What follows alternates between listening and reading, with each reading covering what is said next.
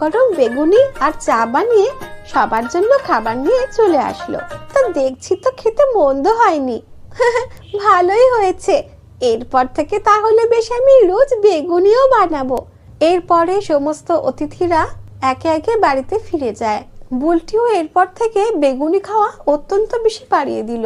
এর ফলে ওর শরীর হঠাৎ একদিন খুবই খারাপ হয়ে যায়। মা মা মা, আমার খুব পেটটা ব্যথা করছে, কি যে করি। পেট ব্যথার আর দোষ কি? প্রত্যেক দিন যদি গাদাগুচ্ছের বেগুনি ভাজা খেয়ে চলো, অত তেলে ভাজা খেলে কি আর কারোর শরীর ঠিক থাকে? বারবার বারণ করেছিলাম এইভাবে রোজ রোজ এগুলো খেয়ে যেও না। তখন কি শুনেছিলে আমার কথা?